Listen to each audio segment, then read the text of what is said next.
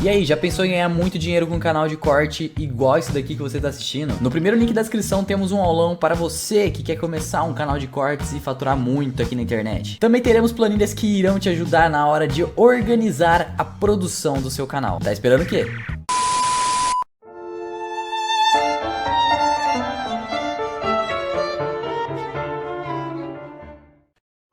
E aí galera, beleza? Como é que vocês estão? Meus amigos, ontem foi o dia depois da eleição. Foi até um dia tranquilo, de muita reflexão, muito questionamento. A imprensa estava se perguntando, meu Deus, o que foi que aconteceu? Achávamos que o bolsonarismo era passageiro, mas pelo visto ele veio e veio para ficar. O que foi que aconteceu com a campanha do Lula e as pesquisas? Bom, inclusive sobre pesquisa, já é o primeiro tópico do vídeo de hoje. Quero comentar com vocês, mostrar algumas coisinhas que rolaram no dia de ontem. Depois quero falar do Lula, algumas coisas que já estão acontecendo aí, algumas movimentações do Lula, já visando o segundo turno, algumas análises que a imprensa fez, uns apoios estranhos que o Lula andou recebendo.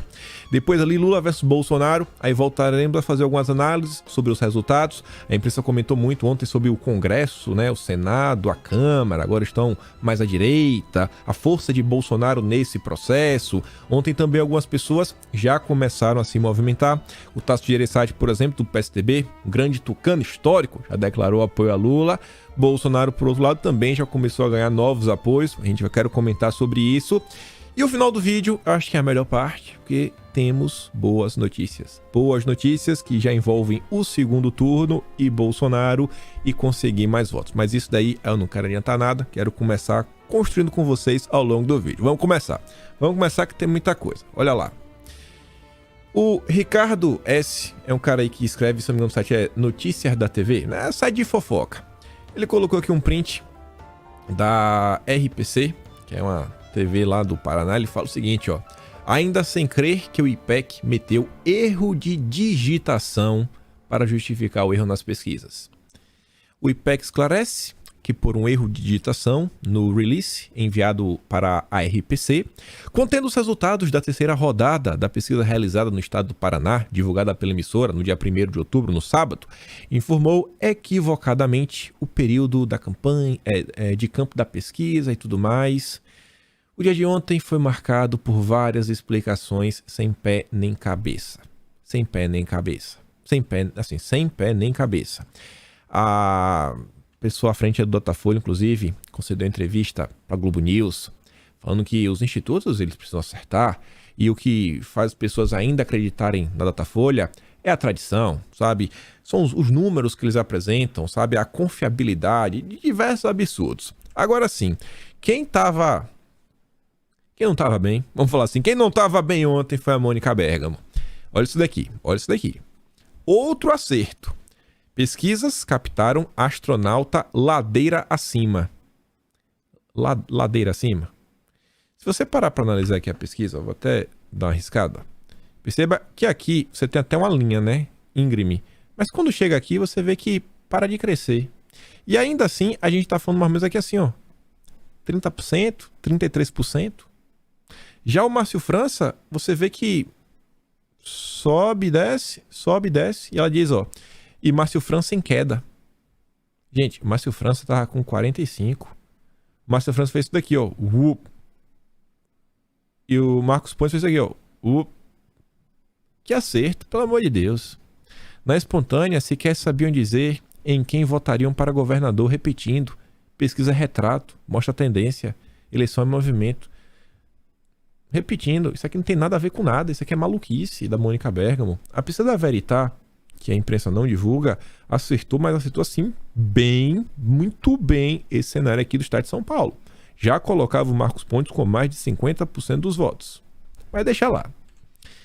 Aí a Mônica Bergamo também fala o seguinte, postagem de ontem. As pesquisas acertaram. Mostravam Lula em primeiro, perto de ganhar no primeiro turno, na mosca.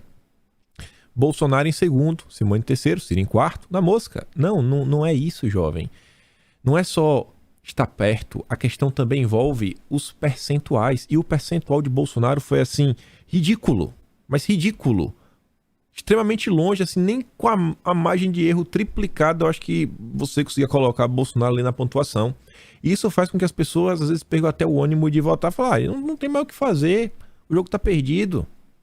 Pesquisa é retrato, eleição é filme, movimento, Simone e Ciro perderam votos no domingo para Bolsonaro. Não é só eleitor de esquerda que vota útil. Pelo amor de Deus, é muita baboseira. É muita baboseira.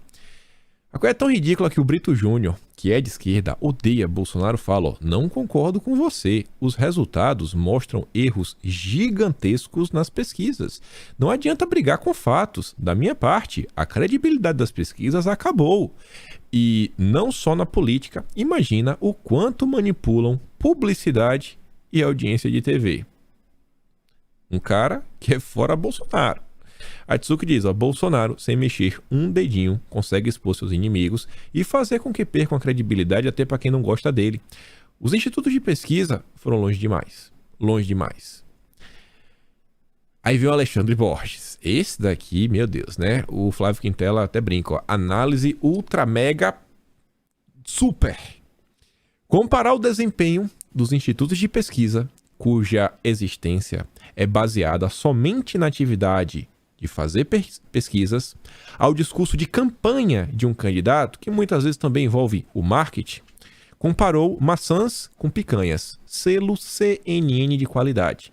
E o Alexandre Borges fala o seguinte, os institutos de pesquisa têm muito a explicar, mas o erro mais flagrante foi do próprio Bolsonaro. Ele passou os últimos dias insistindo que venceria no primeiro turno com 60% dos votos, ficou em segundo com 43%. Parem de passar pano, erro por erro, o maior foi de longe o dele. Bolsonaro é político, ele pode falar o que ele quer. Assim como eu vou mostrar pra vocês um rapaz, né, que falava que queria ter 1 milhão de votos e teve 6 mil, quer dizer, 4 mil. Então, enquanto político, o Bolsonaro pode falar o que ele quiser. Já o instituto de pesquisa, em tese, segundo a imprensa, são institutos sérios, que trabalham com estatística, com ciência. Então, você não tem como comparar uma coisa com a outra.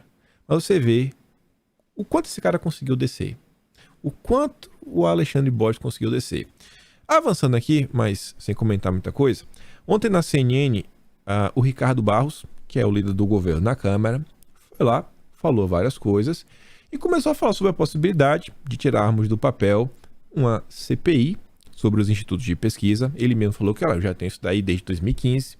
Existe projeto de lei, já desde o início dos anos 2000, falando que também publicar pesquisas nos últimos 15 dias é algo que é muito questionável, porque não dá para você negar que as pesquisas influenciam algumas pessoas. Influenciam. E quando você olha o que foi feito, toda a influência cai contra Bolsonaro e contra os candidatos de Bolsonaro. Qual foi o candidato de Bolsonaro que foi privilegiado pelas pesquisas? Alguém consegue apontar um único candidato? Um único candidato que foi, sabe, beneficiado por esse instituto de pesquisa? Datafolha, IPEC, Quest, IPESP, FSB. Qual? Aí você vê. Enquanto a Mônica Bergamo tenta tapar o sol com a peneira, o Alexandre Borges, idem. The Guardian. O Brasil está chocado. Está chocado com assim, a força de Bolsonaro. Assim, além das expectativas. Não, o Brasil não está chocado. Eu acho que grande parte da direita ficou até, a gente queria mais, viu? Queríamos mais. Bolsonaro, assim, surpreendentemente forte, força aí o Brasil no segundo turno. The Wall Street Journal. O presidente Jair Bolsonaro provou que as pesquisas de opinião estavam erradas e ganhou um segundo turno contra Lula da Silva. A segunda rodada, dizem os analistas, está em disputa. E aí, a IPEC, Datafolha e a Quest, o do coração do Lula, né? O triunvirato do Lula, divulgam pesquisas na largada do segundo turno entre Lula e Bolsonaro. Veja as datas. Não dá. Tinha comentado no TV, não tem muita novidade. O Aras também está cogitando aí, né? Vocês sabem, investigar via Ministério Público, os institutos de pesquisas e embora ver, né? Agora, você leva a sério o IPEC, Datafolha, Quest, não dá. Essa turma não pode mais fazer pesquisa eleitoral. Não pode. O que eles fizeram beira o absurdo. Vamos falar assim. Vamos continuar. A turminha do Lula, né? Tá tentando digerir o ocorrido. O Lula que não pisa na rua, mas é o favorito. Primeiro lugar de tudo aí, né? Ia levar primeiro tudo com a mão nas costas. Teve que trazer o Alckmin, teve que trazer várias pessoas. E aí, segundo a própria Folha de São Paulo, das mais ou menos ali 5 da tarde até as 8, o Lula meio que se recolheu no quarto. Só a gente entrava, ele não estava muito feliz vendo Bolsonaro na frente das apurações. E aí o Lauro Jardim fala o seguinte: as palavras traíram Gleisi em sua fala quase fúnebre. No palco quase fúnebre, todo mundo triste, em que Lula e o comando do PT tiveram que falar após o resultado do primeiro turno, os gestos, fisionomias e também as palavras escolhidas para o discurso não deixaram dúvida sobre o que acontecia naquele momento. Gleisi Hoffmann, por exemplo, quis levantar a moral da turma e para isso enfiou em sua fala as palavras tristes e abatidos. Se acharam que estamos tristes ou abatidos, erraram. Estamos firmes e fortes. E o Lauro Jardim, ele fala o óbvio. Embora usadas para negar uma evidência, as duas palavras só serviram para escancará-las. Se você precisa negar que você está triste ou abatido, você está triste e abatido, tá mais do que óbvio. Tava todo mundo vendo na cara do PT. O PT foi o maior derrotado, a esquerda como um todo. Você vê a Marilis, que odeia Bolsonaro, mas essa mulher odeia Bolsonaro, ela fez aí uma análise sobre algumas coisas. Escuta só isso daqui. Curioso o sentimento das pessoas que estavam, enfim, fazendo campanha para o Lula ontem e fazendo campanha para que isso já fosse resolvido no primeiro turno, um sentimento de derrota ontem. As pessoas estavam tristes, sabe? Eu não consegui entender que esse candidato terminou o primeiro turno com 6 milhões de votos a mais, era para ser uma comemoração, era para ser de fato que as pessoas estivessem felizes, que os sinais estão mostrando que sim, Lula tem chance de vencer essa eleição, e no final pareceu o Twitter ontem, por exemplo, pareceu um velório. Eu acho que um tanto disso uma falta de leitura do que a população quer, do que a população pensa, do como a população quer se ver representada, e tem um tanto de empáfia também. A gente vê, por exemplo, a Madeleine deu o exemplo desses vídeos dos artistas, que eu acho que tem hoje em dia, em 2022, um poder muito pequeno de persuasão, de fazer com que a pessoa decida votar, porque está vendo um artista famoso ali cantando uma música chata, inclusive. Teve um outro viral aí que as pessoas estavam compartilhando, foi a questão dos 13 livros, que me dá uma sensação também de arrogância, sabe? De nós somos intelectuais, nós lemos, nós somos pessoas, enfim, elevadas nós merecemos estar à frente do poder, porque afinal de contas temos cultura, temos educação, temos um verniz, enfim, melhor do que a gente tem visto. Concordo com ela, eu acho que falta uma leitura muito, muito específica do PT, e ontem o que me assustou, por exemplo, foi discurso do Lula, aquele palco cheio de pessoas ali que não necessariamente ajudam, pelo contrário, acho que atrapalham. Eu me assustei, por exemplo, de ver a ex-presidente Dilma em cima do palco falando. O Lula fazendo um discurso de que há 4 anos ele estava preso e que essa votação dele era uma resposta àquilo tudo que ele tinha passado. Não é. É uma leitura muito limítrofe da realidade. O PT continua ignorando o antipetismo, trata o antipetismo como se fosse uma mamadeira de piroca, e não é. O antipetismo existe, o antipetismo está aí. Muita gente que é antipetista, talvez seja mais antibolsonarista, e foi lá e votou no Lula nesse primeiro turno.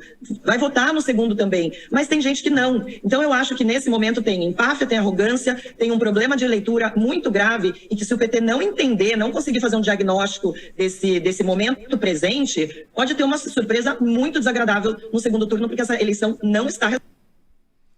Essa eleição não está resolvida. Era esse o final que ela dizia. Até o final do vídeo, quem ainda tiver desanimado vai receber uma injeção de ânimo. Garanto pra vocês. Eu falo, eu mostro. Vem comigo. Madeleine Lax. Lula pode já estar no teto. Após petistas atacarem Simone e Ciro no primeiro turno. Eu não acho que ele tá completamente no teto. Pode ganhar novos eleitores? Podem. Existem pessoas que votaram no Ciro Gomes e vão votar no Lula? Sim, mas não todos. A gente vai comentar sobre isso. Vamos comentar sobre isso. Agora, sobre o Lula já estar no teto, também tem outras questões que envolvem o primeiro turno já ter acabado. E a gente comenta isso daqui a pouco. E a outra coisa, assim, a gente já comenta agora, que a gente vem comentando há muito tempo. A campanha do Lula, ela nasce no auge. A campanha do Lula nasce no auge. Assim, o Lula não é presidente. O Lula é a promessa. Assim, eu sou candidato. Aquela expectativa que tinha lá, quem sabe até em 2018, que ele ainda que eu fui preso para não disputar, o pessoal já sabe. Todo mundo sabe quem é o Lula. Governou 8 anos. Colocou a Dilma, né, 2 vezes. Então ele tá lá, ele só vai caindo. E vai caindo. E vai caindo. E vai caindo. Já a campanha de Bolsonaro é aquela campanha que vai, né, reconquistando. Todo aquele trabalho que a imprensa fez, tentar destruir ele vai reconquistando. Tanto que a terceira via é exatamente a tentativa da imprensa e de alguns setores de desestabilizar Bolsonaro e tentar colocar um candidato. Vocês viram em algum momento a terceira via falando em tirar o Lula do segundo turno? Era apenas tirar Bolsonaro. Sempre deram como certo que o Lula tá lá. Foi criada para tirar o Bolsonaro, não para tirar o Lula. Era a linha auxiliar desde o início. Aí veja só. Em eleições de 2022, peso do voto útil no primeiro turno da eleição é controverso entre especialistas. Porque ele fala, cara, e aí, bicho? E aí, será que teve o peso? Será que não teve? Será que o pessoal que realmente já votou útil já votou e acabou e não vai ter transferência de votos? Do Ciro Gomes, da Simone Tebet? E aí? E aí? Vale a pena ler ambas as matérias. Mas vamos continuar que tem muito mais coisa pra gente falar. Lula diz que a escolha de apoios no segundo turno não será ideológica.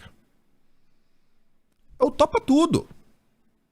É o topa tudo. Vocês conseguem ver Bolsonaro abrindo mão de seus valores e da sua ideologia em nome de uma aliança? Bolsonaro ele pode negociar algumas coisas, mas valores e a ideologia... Ele não. Você sabe o que Bolsonaro defende. Você sabe. A imprensa repete todos os dias. Aquele ele não vai abrir mão. Ele pode sentar para conversar, beleza, assim. Sei lá. Tem ali a Petrobras. Tem ali, beleza. Não pegar não. Ministério de Minas e Energia, tá ali. Não, melhor. Pegar um exemplo que aconteceu no governo. Ministério da Agricultura. Tem lá na época, né? Era na época o DEM. Tereza Cristina. Cargo político. Mas é da área? É da área. É do agro. Sempre foi do agro. Produtora. Vem de família do agro. Representa também ali parte da frente parlamentar do agro. Então, pronto. É uma pessoa que é da área. Isso daí dá pra gente ver. Isso daí dá pra gente conversar. A gente conversa. Mas ele não vai colocar. E você vê que no final do dia, quais foram as políticas da Tereza Cristina? Não são similares a nós? Expansão, fortalecimento do agronegócio, luta pelo agronegócio, ir atrás de fertilizante para garantir a soberania nacional. Então, eu acho que tá no caminho, né? Isso daí pode ter. Vocês conseguem ver isso daqui? Bolsonaro abrindo mão de tudo. Não tem nada ideológico. Vamos que vamos. Vale tudo. Vale tudo. Isso porque ele é o favoritíssimo. O petista anunciou que vai conversar com todas as forças políticas e com quem parece que não gosta da gente. Notícias sobre revelar um programa de governo, um plano de governo final, zero do Lula, zero. E a imprensa parece que não está cobrando. Lula precisa rever campanha para atingir direita moderada, diz pesquisadora.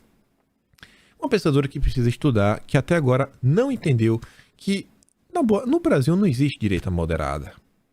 No Brasil, toda a direita hoje está com Bolsonaro. O que talvez ela chame de direita moderada seja o isentão, seja a galera aí que sabe o liberal da Faria Lula, né? Algo assim, pelo amor de Deus. Quem que vai cair na lábia do Lula? Eleitor de Bolsonaro vai votar no Lula? Não cola. Não cola. Não cola. Olha isso daqui. Lula venceu nos estados em que esqueceu de tirar o povo da pobreza, quem diz é a Bia Pistola. Notícia da CNN. Lula venceu em 9 dos 10 estados com a maior taxa de analfabetismo. Maior taxa de analfabetismo. E sobre isso, agora é um fato. O único governo, desde a redemocratização, em 1985 para cá, que se preocupou com a alfabetização, que é exatamente isso aqui, esse problema, a ponto de criar uma secretaria só para cuidar disso, se chama o governo de Jair Messias Bolsonaro. E ainda que a imprensa fale, mas o MEC teve aí várias trocas e blá blá blá. Tiveram trocas. Agora a secretaria de alfabetização do governo, do início até agora, sempre foi a mesma. E fizeram milagres. Entregas atrás de entregas. E uma das principais coisas que, inclusive, é uma grande crítica que faria a Bolsonaro. faltou explorar ao longo desses 4 anos, principalmente as entregas no âmbito da educação, se tratando de alfabetização. As crianças, faltou mostrar o que foi feito, explorar mais conta para mim, o ABC, o PND, quer dizer, o PNL, mostrar tudo bonitinho, botar coisa, mostrar, ó, falar mais sobre o grafogame, tudo que o governo fez nesse processo. Mas vamos continuar. Aí você vê, Jamil Chad é tipo um porta-voz agora da ONU, da União Europeia, organismos internacionais, quer conversar, quer falar mal do Brasil, a coluna do Jamil Chad está disponível. Aí ele fala o seguinte, ONU, segundo a ONU, Brasil terá desaceleração abrupta e PIB baixo em 2022 e 2023. O mundo todo está em crise, o mundo falando em recessão. Quais são as notícias sobre PIB brasileiro que a gente vem noticiando nos últimos 8 meses, de janeiro para cá? É só notícia falando que o PIB está sendo revisado para cima. Eu não lembro uma única notícia falando que o PIB foi revisado para baixo. Eu não lembro mesmo. Nem a imprensa conseguiu soltar uma notícia como essa. Eles conseguiram colocar o mas isso aqui, mas aquilo, mas falar que o PIB está caindo, jamais. O Balboa diz, isso já ultrapassou quaisquer limites. PIB baixo em 2022. Todos previam recessão. Teremos crescimento próximo a 4%.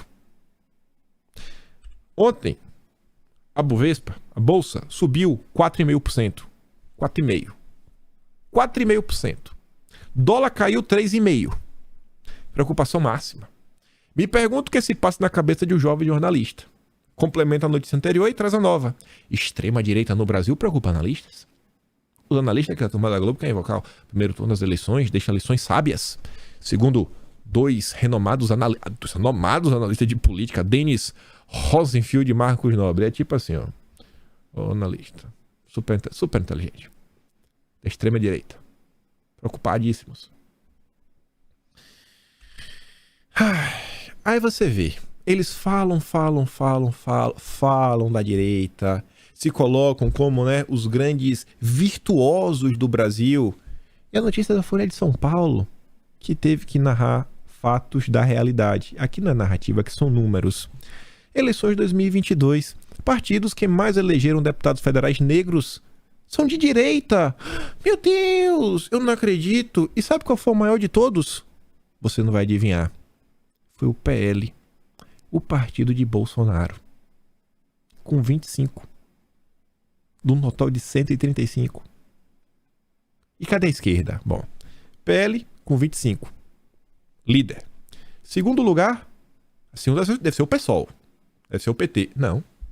Em segundo lugar, Republicanos e União Brasil em terceiro. Republicanos com 20 cadeiras, União Brasil com 17. Aí em quarto agora deve ter o PSOL. Não é o PSOL ainda, mas agora é o PT. Colocou 16.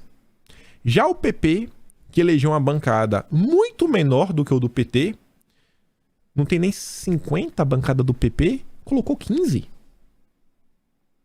Mais de 25%.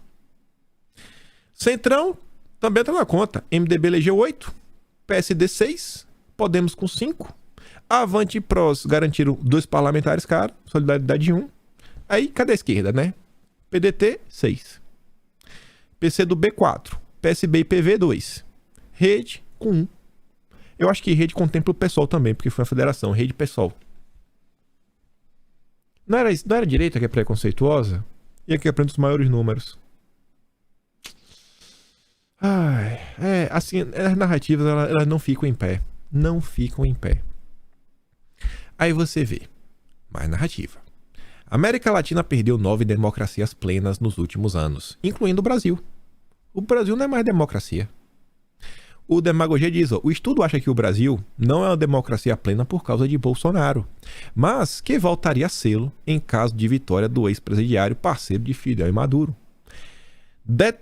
Deterioração mais acentuada aconteceu na Venezuela, na Nicarágua, em Cuba, El Salvador, Brasil e Haiti. O Uruguai pode ser considerado o único regime democrático pleno da região. Porque Bolsonaro não é mais democracia. Tem que comentar? Eu vou nem comentar. Se comentar, vão falar que eu sou gado, né? Até achei esse chapeuzinho aqui, ó, maroto, né? Mas vamos tirar, vamos cá. Olha isso daqui. Segundo a Gazeta do Povo, o Daniel Ortega parabenizou Lula por ter sido mais votado no primeiro turno. Meio estranho, né? Parabenizo por este primeiro momento de vitória das famílias e do povo do Brasil, que se levantam com esperança e vozes de gigantes, nos encoraja a todos. Saiu aí informações da Agenda F. Eu não gostaria de receber parabéns do Daniel Ortega. Mas enfim, né? Nós os parabenizamos, sabemos que o mundo é daqueles que lutam, que vamos alcançando as transformações necessárias com valentia de sempre, acrescentou Ortega. E aí, olha só.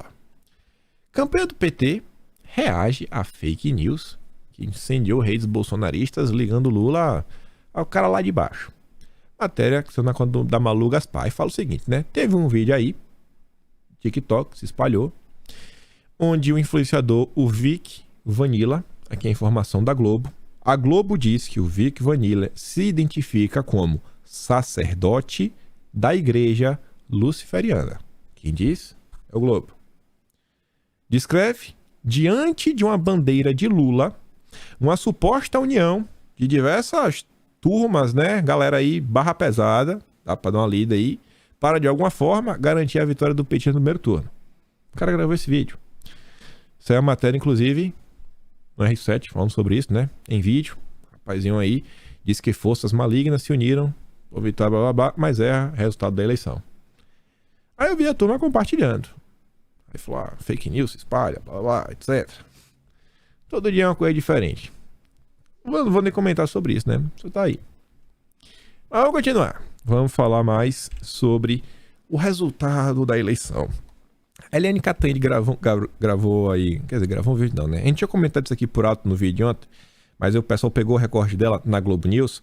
Ela faz uma análise que coloca a direita e Bolsonaro como o maior vencedor de toda a eleição. E ela tá certa. Vamos ouvir. Porque, na verdade, ele é o vitorioso de hoje. Esquecendo o quantitativo, a verdade é que o presidente Jair Bolsonaro foi o grande vitorioso de hoje. Não apenas porque a diferença para o Lula foi só de 5 pontos, quando todo mundo esperava mais de 10 o tempo inteiro, né? Mas também como ele fez uma bancada super expressiva. 101 deputados, como ele falou, e todos, e 15 das cadeiras do Senado. 15, sendo 6 ex-ministros ou secretários. Então, o presidente Jair Bolsonaro, ele poderia ter usado um tom até mais de vitória, sabe, assim, de salto alto, de nariz empinado, e ele não usou esse tom. A expectativa dele para o segundo turno bate com o que a gente já tem trazido aqui da campanha dele. Primeiro, é preciso reconhecer, dar justiça, que o Palácio do Planalto sempre me disse que a diferença seria 5 ou 4 pontos. Eles sempre falaram isso e eu ainda brincava, olha, tem a realidade e a realidade paralela. Mas, na verdade, se confirmou a expectativa deles. Né? A previsão, me falaram isso mais de uma vez. Além disso, você pega toda essa gente que foi eleita, esses 15 senadores bolsonaristas, né, com... esses 101 deputados federais, mais os governadores que eles elegeram e mais os candidatos deles para o segundo turno, e aí eu cito o Romeu Zema, que ficou em cima do muro no primeiro turno e que agora vai para o palanque do Bolsonaro. E vai. Então a campanha do Bolsonaro será uma campanha muito forte no segundo turno. Você tem no segundo turno um candidato que teve mais votos, que é o Lula. Mas você tem um candidato que pode ser considerado grande vitorioso, vamos dizer, quase moral político do primeiro turno. Vai ser um embate muito difícil, não é nada fácil. Aliás, comparando a fala do Bolsonaro com a fala do Lula, o Lula fez uma fala de derrotado. Calma que tem mais coisa. Calma, desde quando a gente fala do Zema. A forte bancada bolsonarista ou aprofunda o conservadorismo com Bolsonaro ou vai infernizar eventual governo Lula. E qualquer jeito já ganhou, né? Mas a gente não quer, a gente quer a vitória completa. Pelo amor de Deus, a vitória principal, Jair, me perdoa aí, Congresso, eu sei que é importante. Às vezes o Congresso é mais importante do que ter o Executivo, né? Mas é o Jair, né, galera? Tá aqui, a galera tá pelo Jair. Mas beleza, né? O Balboa diz, ó, eles estão começando a entender que perderam. Vamos continuar. Vitórias de direita no Congresso brasileiro mostram poder de permanência do bolsonarismo. E, gente, vocês lembram desse tipo de... Essa alegação precisa atender. Me perdoa. Vamos lá. Vitórias de direita no Congresso Brasileiro mostram poder de permanência do bolsonarismo. Gente, vocês tinham visto alguma matéria nesse tom após as eleições de 2020? As eleições para a prefeitura, né? Prefeitos, vereadores. Não tinha sobre isso. Eles falavam, o grande vencedor das eleições foram o Centrão. E realmente até foram. Você vê a quantidade de prefeituras que a União Brasil levou, o PSB, o PP, o próprio PL em si. Então, se comentava muito sobre isso. E agora você vê que, diferente da eleição de 2020, que Bolsonaro só começou a se mover lá no final e colocou assim o dedo em pouquíssimas regiões, né? Pouquíssimas cidades. Não se envolveu. Agora que Bolsonaro resolveu falar, não, vamos bater foto, vamos gravar vídeo, vamos pedir voto, vamos fazer uma campanha. Aí você vê a onda tomando conta. A própria imprensa fala e usa a Joyce como exemplo, que mostra que a Joyce é a prova do bolsonarismo. Quando ela estava com o Jair, ela teve 1 milhão de votos. Bastou a Joyce romper com o Jair, desapareceu. Mas vamos continuar. Alckmin não impediu derrota de Lula e Haddad no interior de São Paulo. Não impediu. Já estão começando agora a colocar a culpa no Alckmin. O que eles vão falar depois? Já começaram a ser algumas matérias, que o Alckmin está se saindo, né? Tem uma aula no PSB que acha que o Alckmin é um pouco mais de longe, que se der errado não coloca a culpa nele, principalmente se um governo aparecer, tivesse um governo Lula, algo do gênero. E já estão aí cobrando o Alckmin.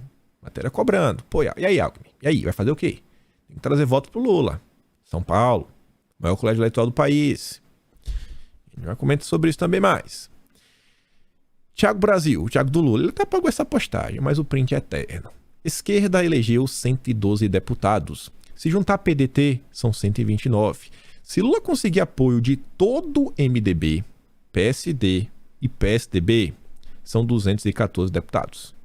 Resultado, vai ser dificílimo ter a maioria e impossível aprovar uma PEC se Lula não negociar com Arthur Lira em 2023. Que porcaria. Gente, não é Arthur Lira. Ele quer falar aqui é conversar que seja com o Centrão, com a direita, etc. Mas sem direita ele sabe que é impossível. Ele vai ter que ter o apoio também mais ao centro, não ao Centrão. 214, colocando o PSD do Kassab, PSDB aí que junto com a Cidadania quase desapareceu, o MDB do Baleia Rossi. A esquerda sequer consegue aprovar um PL. Só se esperar aquele dia que vários deputados não estejam presentes. Estamos aqui com um quórum de 300 pessoas, vamos botar em votação, mas os 214 dele tá lá. Só que isso vai depender também do quê? De ter o presidente da Câmara e ter um acordo. E na situação que tá, não dá. Não dá. O Congresso hoje ele tá muito mais para uma centro-direita do que para centro-esquerda. Para esquerda. André Sadi fez uma análise que eu fiquei extremamente surpreso. Eu falei, rapaz, a Globo News, né, é tipo relógio parado. Mas um relógio parado que bate 2 vezes certo no ano inteiro. Ela fala o seguinte, ó. Mas claro que o que saiu das urnas hoje, desse bolsonarismo, na prática, ele enterra uma direita moderada no país. O bolsonarismo hoje é uma força, eu acho muito difícil a gente ver essa força se dissipar, pelo contrário, ela vai se reforçar cada vez mais e vai se expressar ainda mais dentro do Congresso por meio de pautas importantes. E aí eu queria tocar nesse ponto que o presidente Bolsonaro falou agora há pouco no discurso dele, nesse primeiro pronunciamento dele, que foi a guerra ideológica. Ele usou essa expressão, ele disse que sabe que tem uma parte da sociedade que quer mudança, que ele entende isso, mas ele atribui isso à questão da economia, como disse a Lili, a crise econômica, a cesta básica, o preço a inflação, o preço dos alimentos.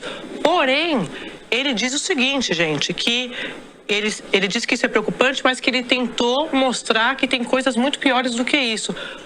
E que as pessoas não entenderam isso nesse primeiro turno. Então, eu acho que o presidente Bolsonaro, como ele é um personagem muito competitivo, e ele passa isso, Eu achei que ele estava sereno, que ele estava tentando entender o resultado, mas que ele estava contrariado, apesar de ter tido toda essa vitória no Congresso, porque ele é o cabo eleitoral de todos esses personagens que a gente citou aqui, como os ex-ministros do governo dele, eles foram arrastados pelo Bolsonaro. O presidente, ele não gostou de chegar atrás do Lula, porque ele realmente não acredita nisso. Como que a sociedade pode querer a volta do PT? Então, tá bem claro, o presidente Bolsonaro é uma pessoa, é um político transparente. Ele fala o que ele pensa. Só 13 partidos superam cláusula de desempenho, mostra estudo do PROS. Na avaliação de políticos ouvidos pelo Valor, a tendência é que os partidos que não superem a cláusula de desempenho se fundam ou sejam incorporados por outros. Enfim, né? Mas tenhamos vitórias.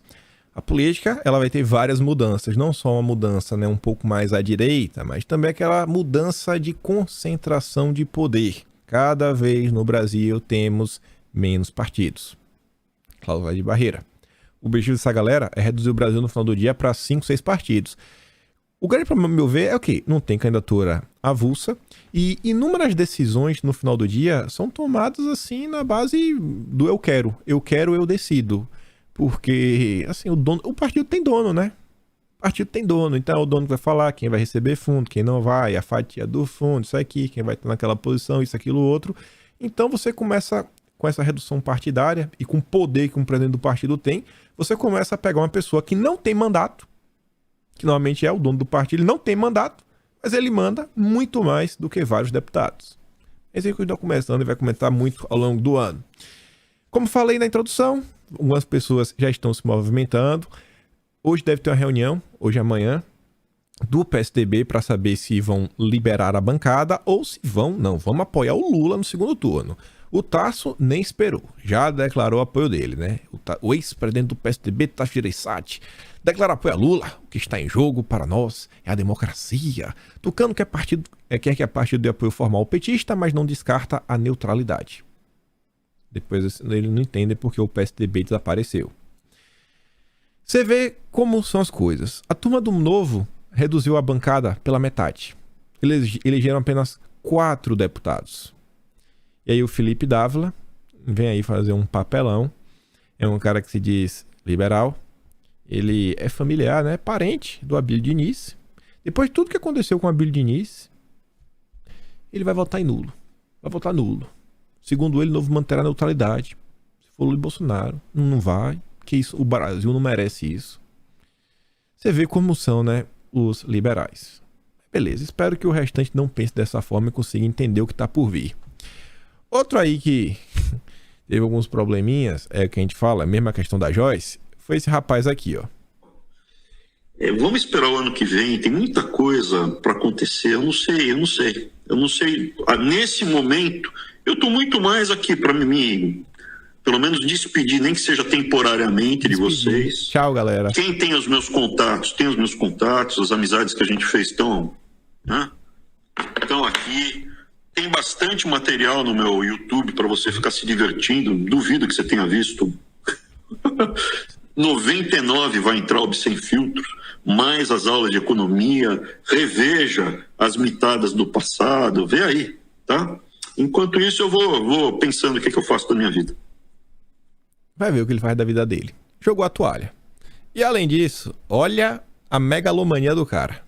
Eu contei, quando eu falava, eu acho que eu vou ter 1 milhão de votos, vai ter 1 milhão de votos, espero ter. Você pode ver, nos últimos eu já não falava. O massacre tinha sido muito grande. O massacre. Tinha sido muito grande. Eu não podia falar para o pessoal que estava pedindo voto. Não podia imaginar que ia ter só 4 mil. 4 mil, outro 2 mil, né? Isso a gente não podia imaginar. Eu imaginei num cenário muito ruim, sei lá, 100 mil votos, os dois juntos. Foi do jeito que foi. Eu contei, quando eu falava, acho que eu vou ter 1 milhão de votos. No cenário muito ruim, eu achava que eu ia ter 100 mil votos. Junto com o Arthur. A direita amadureceu, não rola mais, a população sabe o que está acontecendo. Agora preste atenção nisso daqui, ó. Esse senhorzinho aqui foi eleito senador, vai causar muito problema. Moro, tomando posse aí, celebrando, já com uma faixa de presidente, só que ser senador. Eu nunca vi isso. Uma faixa de senador, né, que lembra a faixa presidencial. Ele diz, ai meu Deus, morro no comemorando a vitória pro Senado com a faixa presidencial. É o Witzel 2.0. Mas beleza.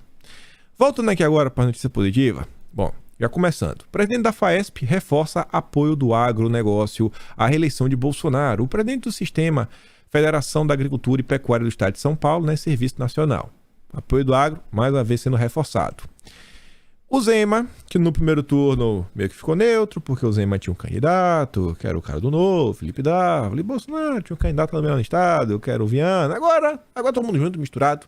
O Zema ontem concedeu várias entrevistas, falou que o PT de jeito nenhum. Falou que com Bolsonaro as tratativas já estão avançadas.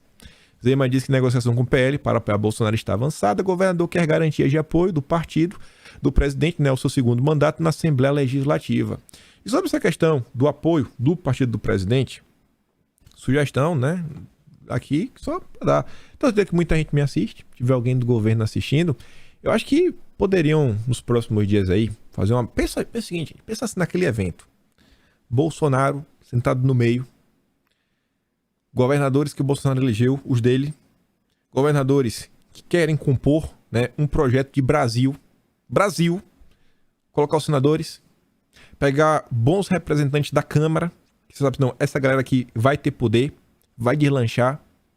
Bolsonaro faz aquela comitiva, chama a imprensa honesta, é pouca, mas vai ter repercussão. Fala, a gente tá aqui, juntos, criamos aqui um trabalho de 70 mãos, todos esses projetos serão prioritários, teremos apoio aqui dos governos, teremos apoio aqui do Senado, da Câmara, para de Brasil, coloca uma reforma no meio, para principalmente uma liberal praticar de choro idiota, e toca o pau. Eu quero ver. Tá aí, ó, pau, projeto de Brasil. E demonstrar força. Mostra aqui, ó, estamos juntos. Já avisando aí, né, os próximos 4 anos. Ia ser paulada. Junto ao Zema, também do Novo, Marcelo Van Hatten falou, entre Lula e Bolsonaro, amigo, lógico que eu vou ficar com o Bolsonaro. Tenho minhas divergências, mas com o Bolsonaro eu tenho divergência. Com o PT não tem nada que eu concorde. Aí no final ele fala, contra Lula e a volta do PT, agora voto Bolsonaro presidente. Fica aí nesse vai, não vai, mas graças a Deus, né?